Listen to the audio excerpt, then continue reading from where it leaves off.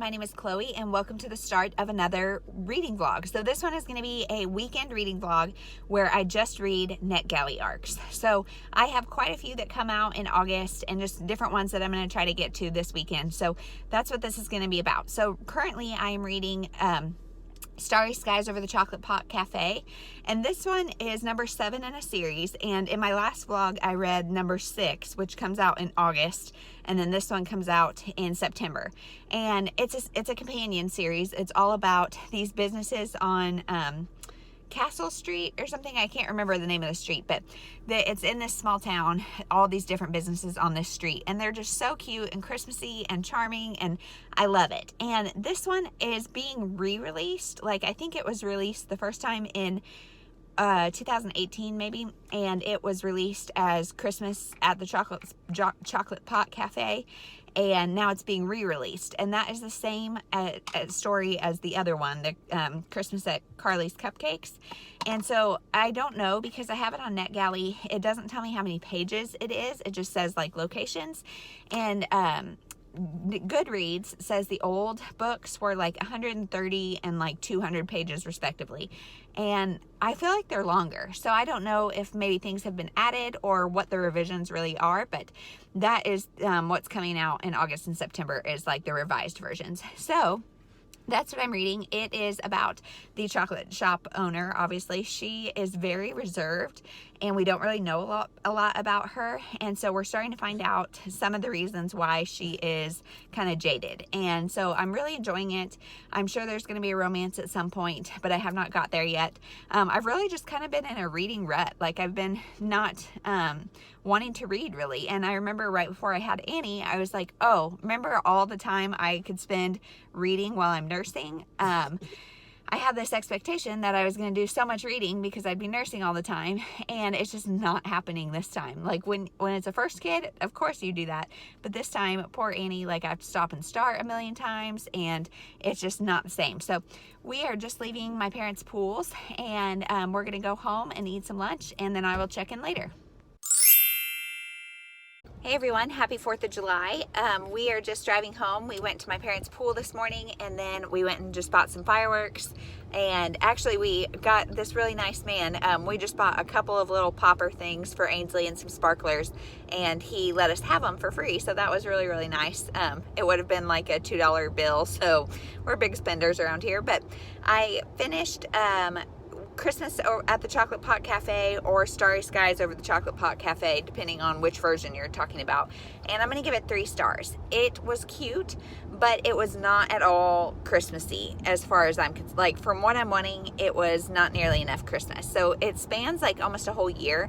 And we talk about New Year's, and then it kind of goes to the next Christmas, I think.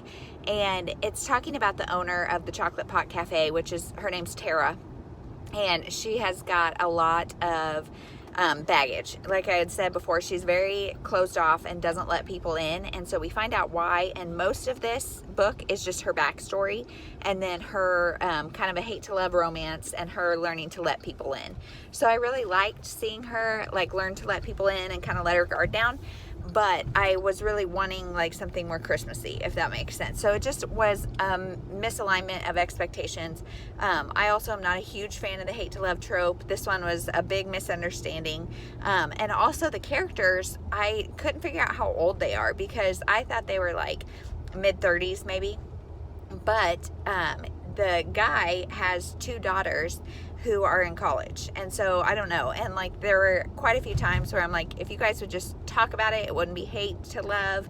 But there was like a lot of resentment, and I'm being really vague, but anyway, I like the other one better, but I do really like this series. Like, I think I might go back and read the rest of the series because they're just very cute. She does the little small town charm very well. Castle Street has a bookstore, so I would like to read that one.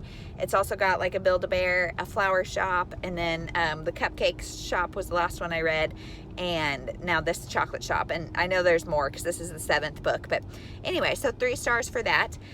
And now we are gonna go home and eat some lunch and then take naps and then do fireworks later. So I will try to keep you updated. I'm not sure what I'm gonna pick up or if I'm gonna pick anything up before bedtime because I have a lot of stuff to do that I have not done. And so I don't know, I'll let you know when I pick something else up. Everyone, it is Sunday. It's like 3:20 and I'm finally filming in my little office because Annie is asleep, Ainsley is asleep, and so this is wonderful. So last night was 4th of July and it was fun. Ainsley loved the little things that you throw and they pop on the ground. She loved those and did a ton of them, and so that was great. And then we went outside and our neighbors have like a 2-year-old boy, so saw that, like, kind of did fireworks in our own houses. We didn't do any like big ones, and I went to bed with the kids at 8:30, 9 o'clock, whatever time it was. And my husband, he took video. He went out on our street and he was like, you could totally tell there were no professional fireworks going on this year because everybody was doing huge things. So I kind of wish I would have stayed up and watched them, but I didn't. I am really ready for this holiday weekend to be over. Just the constant noise is really hard with little kids and myself, even just trying to get what sleep I can. It's really hard, and I know it's really triggering for a lot of people who have military PTSD or any sort of PTSD with loud noises. I know this is really hard. Also, pets, kids. It's a hard holiday. So I am ready for it to be over, but it was fun while it lasted. We didn't end up doing sparklers last night because the night just got away from us. We did a whole bunch of fireworks before dinner, so we ate really late. And then by the time we got both girls down, it was after 9, and so we didn't do any sparklers. We talked about like letting her stay up super late, but it's just not worth it. I said with a newborn, it's not worth it because I want to get any sleep I can get. So we didn't do it, and she can do sparklers any time of the year. So we will do it maybe tonight. I don't know. As for reading, I didn't pick up anything at nap time because I did work on stuff. And so then last night I finally picked up Another Woman's Child by Carrie Fisher, and I have read like maybe 25%, and it's 3:30 the next day. I just have not been reading very much.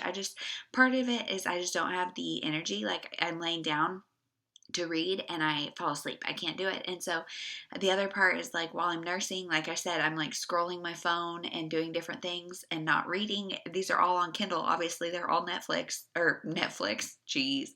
Galley. And so there's no reason I can't be reading, especially on the weekends here where Jeremy's got Ainsley, or, I could be reading. I don't have an excuse for not, except that I'm just having a hard time with it. So last night I ended up watching more of the Babysitter's Club, which the Netflix reboot is so good. I love it.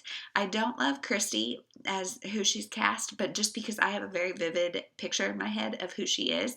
But everybody else I love. I love how they kind of diversified it and brought it to 2020 and did so many good things, yet stayed true to the stories and stayed true to the characters, who they were. Like, they may look a little different than they did in the books, which is necessary, but their character is the same. And so I love that. So I've been watching some of that, and then I also watch House Hunters International because I love that too, and like just the idea of moving international sounds really appealing. I don't think I could ever do it, but I think it is really fun to watch. So that's really what I've been doing. But I read, like I said, 25 or 30% of Another Woman's Child, and this one is about a woman who This one is about a woman who dies young, and so she leaves her child to her best friend. And the child is 17, so he's like pretty much raised, almost an adult.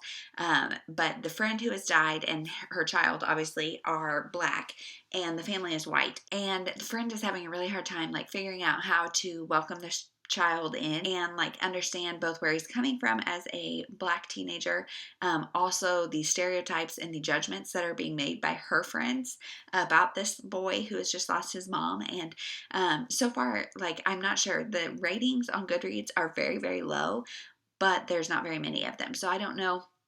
So far, I don't think it has done anything harmful with the race topic, but the race topic is brought up quite a bit, and so I'm interested to see how it challenges the the thoughts and things that are being presented. And so really this boy, the mom is really fighting for this boy, and her husband and her daughter are not being cooperative at all and not being welcoming, and they're making it really hard on her. And so I had a guess at 14% of what's going to happen for the rest of the book. So if that happens, then I think I'll probably rate it low as well. But hopefully I don't have the whole plot figured out already, because otherwise that would be lame. So we will see how that goes. I'm hoping to finish it tonight because I don't think it's very long, and if I can just get some like focused reading time, I would love to. But like I said, it's the middle of nap time, and I've been working on mop stuff because I have a meeting Tuesday, and our like steering committee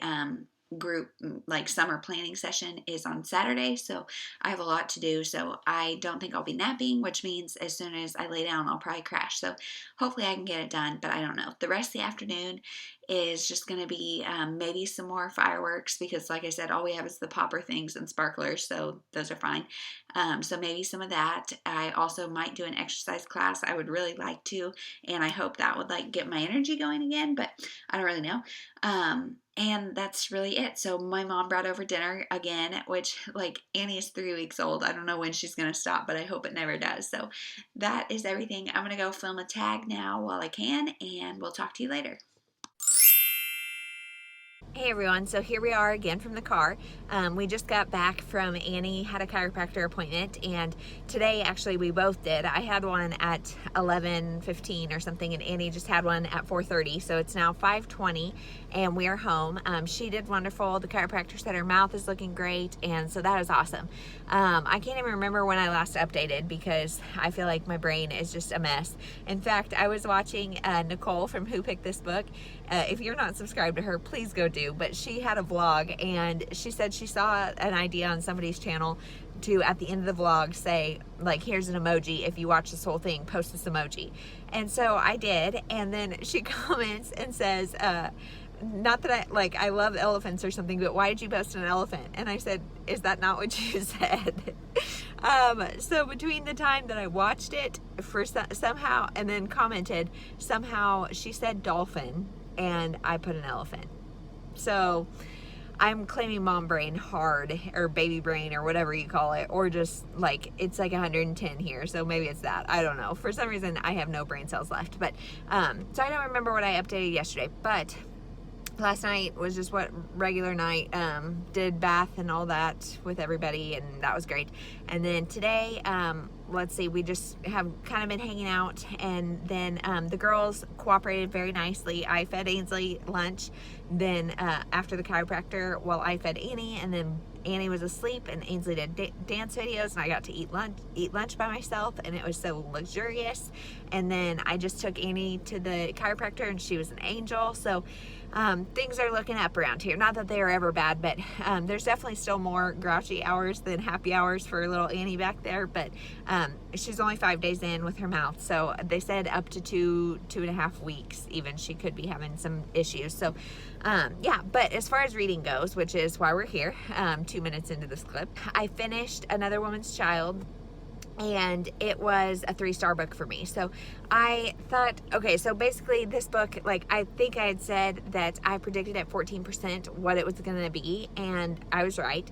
And so when that all came out at like 60%, then it was like, okay, finally the book is starting, because the first like 60% or whatever was just kind of like pussyfooting around, making this into like this big mystery that wasn't actually a mystery at all, and it was just very slow. And then after 60%, things kind of started to happen more, but still it is a very slow paced novel. This is about a woman who, her best friend dies and says like, hey, will you take my 17-year-old son? She has never disclosed who the kid's dad is, and so she's asking her best friend instead of like sending him to his dad. And so the girl agrees. Her name is Jo. She says, okay, yes, I'll take your 17-year-old kid, despite the fact that her husband is really hesitant, and they're having a lot of problems with their teenage daughter, who is just acting out, maybe getting into drugs, maybe, just having a lot of different teen issues going on. And so it's like not a great idea for their family, but she does it anyway. And then also the friend and her son are black, and this family is white, and she is not sure how to handle that. And there is a lot of racism in this book. and it's called out, like Jo calls it out kind of in her head, but like I just wish she was even more vocal about like this will not be tolerated. And then the like, because her friend and her mom and stuff are all blaming Victor, this boy, for the girls having drug issues and that kind of stuff, and like all the teen drama going on.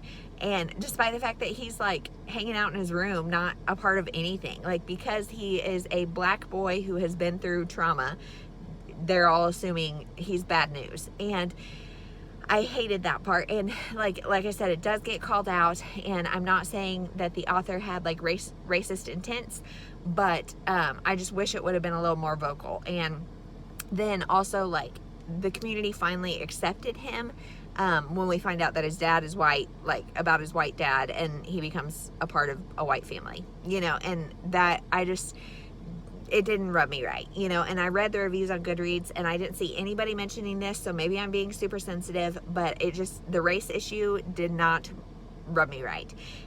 Then also, like I said, teen drug use is in this, and I thought that was handled okay. It was just kind of touched upon that somebody got help. But the other issue I had with this book is just the way that it handled grief, because Jo is working through her grief of losing her best friend.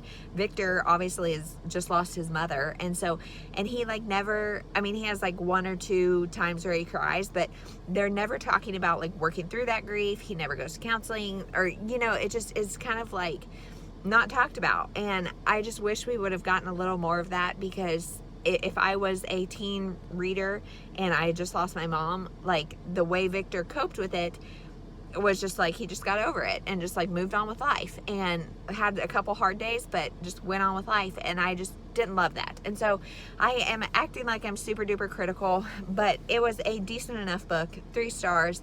I would give it a read, because like I said, I think I'm just hypersensitive to things right now. And so maybe I don't know, read it for yourself. Let me know your thoughts if you do. It comes out, I think, August 5th, maybe, sometime early August. And so, yeah. As for the rest of this vlog, I plan to just do a weekend vlog, and here it is Monday, and I still have 3 books left. I would have only had 2, but I got approved for a 3rd today, so I'm just going to keep it going and make it maybe a week-long vlog. I'm not really sure how long it'll last, but for me to get through these next 3 books. I started Louisiana Lucky today by Julie Pinnell, and I am really liking it so far. It is about 3 sisters who one day have decided to play the lottery, and they don't win, but then that becomes like a tradition for them. They have girls' night and play the lottery every so often, and one night they do win, and they win big. And so it's just what that means for all of them. One of them is about to get married, one of them has 2 kids and like this a house falling apart around them, and the other is like this Miss Career woman, but she's working for a paper that is not very successful and whatever. So they all have reasons that they would really like the money. And so I'm really interested to see how it goes. So that's what I'm reading, and that is everything for now. So I will get on and let you know tomorrow what I think of Louisiana Lucky, because I've been getting most of my reading done in the middle of the night and stuff when we're up, because I feed her for like 30 minutes or 45 minutes or whatever, and it takes me forever to fall back asleep. So I've been doing most of my reading then. So because I'm really enjoying Louisiana Lucky, I have high hopes that I'm gonna finish it tonight. So we will see. We'll talk to you later. Hey everyone, it has been a day. So it is Tuesday at like 7:30 at night, and today has just been a long day. We started with a long night.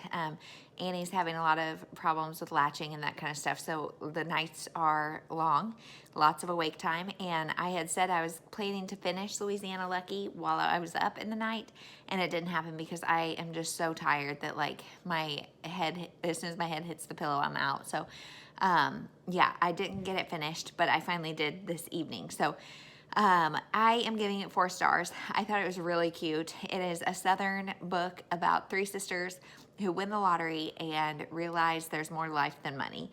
And there's a lot of times in the book where you can tell it's going nowhere good. Like, the girls are pretty stupid with their money sometimes. They make really silly decisions. They trust the wrong people. And so it's just very lighthearted. You have to kind of go into it knowing it's going to be just kind of a cheesy, fun story. So I thought it was really cute, really entertaining. I love the Southern charm. I love the sister relationships. and I thought it was fun to see. There's also like a lot that's not very realistic. Like they instantly start spending money and the money's just there, and they don't talk anything about all of that. And like, yeah, it's just, a lot of it's really silly, but it was really cute and they all learned their lessons. And so I thought that was great. And then I haven't picked anything else up yet. I have 2 more arcs left. They are something by KINGSBURY that actually I just got approved for like yesterday, and it came out in May. So there's that one, and then there's another one called Little Disasters. So one's a thriller, one is I think a story about a woman, like a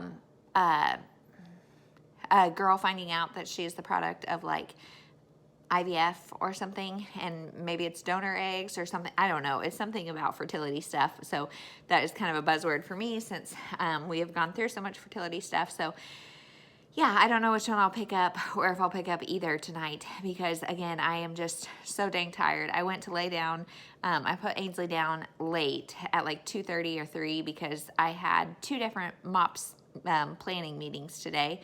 Because as you would guess, MOPS is Mothers of Preschoolers, and it meets every other week, and I'm the coordinator for our area, and so it meets every other week for like 3 hours. There's childcare, and all of that, of course, is like, 1, I don't know if we can even meet the moms in person, and 2, the childcare. Nobody is comfortable leaving their kids in childcare, especially when it's college kids that are watching the kids, because that's where that's the population where coronavirus is spreading like wildfire right now, and I can't imagine it's going to get any better in August when they all come back. So yeah, today I slept terrible because, you know, we're up so much, and so then I exercised while Jeremy ate breakfast with the girls, and then I showered and stuff, and then had a MOPS meeting on the phone. And so my mom came over and played with Ainsley outside, and Annie slept. And then we ate lunch, and then I had another MOPS meeting, and then I put Ainsley down, went to lay down with Annie, and she just would not go to sleep. And so it was no nap for anybody, and then we all got up and just kind of kept on trucking. So yeah, I am really tired. And sweet Ainsley, she has a little teapot. I don't know, it's somewhere around here, but she has a little teapot. And so she makes us cups of coffee all the time because we're not really tea drinkers. So she will make mom and dad coffee. And so today she was saying she was making us coffee while I was on the phone and stuff. And then I come over to our Keurig, and she had literally put all of the K-cups in there one at a time and punched a hole in the top. Thankfully, she doesn't know how to start it with the buttons, so they all can still work. They just have a hole punched in them. But it's like that kind of stuff. She's so cute. She's so sweet and funny, and like she's just trying to be helpful. And so it's just, you can't do anything but laugh. And she's smart. She's clearly watching everything we're doing and knows how to make a cup of coffee. So that can come in handy when I'm not scared about her burning herself. I also have a Chip cup from Beauty and the Beast. I'll put a picture up because I don't want to go get it, but it's Chip from Beauty and the Beast, and I don't use it, but it's in our coffee rack because I just love it. Beauty and the Beast is by far my favorite Disney movie, and she has her eyes on it all the time, so I'm just waiting for it to get broken. And because if you buy them online, they're like super expensive, but I got it at Disney for not very expensive. So it's like my prized possession. I should probably put it somewhere away, but then what's the point of having it away? So anyway, yeah, not much reading has been done, not much of anything. I have been having House Hunters on in the background while I'm feeding Annie, and because I just love that show. Like, I love seeing all the different houses, especially international. It's just so fun. So that's kind of what I've been watching. If you watch that show, let me know because I am obsessed. And that's about it. I will check in tomorrow and let you know what I start when I start something. Hey everyone, it is Thursday, maybe? Wednesday? It is Wednesday at 11:30, and we are at grocery pickup. I just got done with the chiropractor, and my mom and dad came and played with Ainsley in the parking lot. They've been doing that lately, so I don't have to take her in and worry about hands in the mouth and that kind of stuff. And so Annie thankfully is asleep, and Ainsley played with them, and so that was great. Last night I started Someone Like You by KINGSBURY, and I've read some KINGSBURY before, and they're kind of hit and miss. She is a Christian fiction author, and this one definitely is a Christian fiction, but I don't really feel like it's hitting you over the head. It's kind of like right on that line, but as a Christian, I am enjoying it. I don't know, as a non-believer, I don't know if it would be too much or not, but this one is about a girl who finds out that it is the product of an embryo adoption. So these people could not have a baby on their own, so they were given a donor embryo. And so it's somebody else's egg, somebody else's sperm, and it was implanted into her. So now they have never told this girl, and she's like maybe 22. She's just graduating from college. She gets engaged, like life is great, and they've never told her. And so they tell her, and she decides to go meet her biological parents. And she also has a sister that so basically the biological parents had the sister and through IVF, and then it was like a terrible pregnancy where I guess the mom almost died, and so they had 3 embryos left, and they gave them all to this couple. And so they implanted all 3, only the one took, and so now the 2 sisters are there. And the one sister has had something happen, and so it's interesting. I'm really liking it, but one thing I'm really not liking is that they are saying all the time how this daughter is not theirs. And I wholeheartedly do not agree. Like, if you are given this embryo and do IVF and whatever, that is your child. Like, and the person relinquished all rights to the embryos, and like had no desire to have anything to do with them because they just knew that would be easier for them.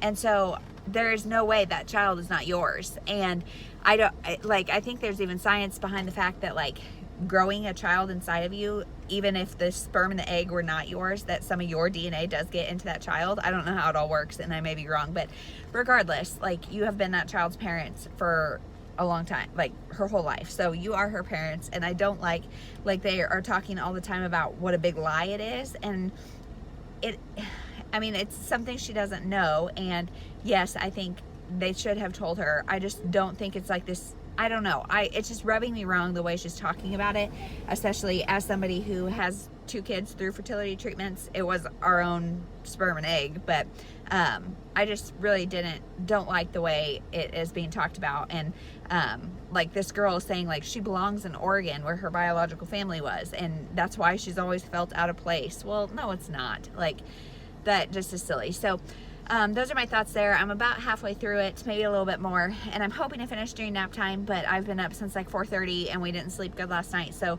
I may just crash. I tried to crash yesterday, and neither girl was cooperating with that, so can't really bank on back nap time like I used to, but we'll see. Hopefully I'll get that done today, and I will update and let you know.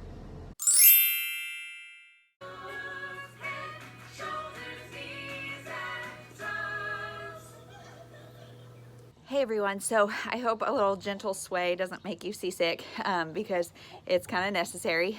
In fact, she likes it best when I squat with her, like doing squats constantly, but I know that would make people dizzy. But so last night I finished Someone Like You by KINGSBURY, and I really liked it. I gave it 4 stars, but the thing that bothered me is kind of what I talked about earlier. Like, she keeps talking about her birth parents. Well, excuse me, the people who are your birth parents are the ones who, like, gave birth to you. And so I think her biological parents are different than the people who raised her, but birth parents, that term kind of threw me off, and I didn't like that. So really, just in general, that part kind of rubbed me wrong. I wish there would have been a little more research done. I would be very interested to see, like, this now I know is a technology that is way more common. So I'd be really interested to hear from somebody who has experienced this and see what their thoughts are.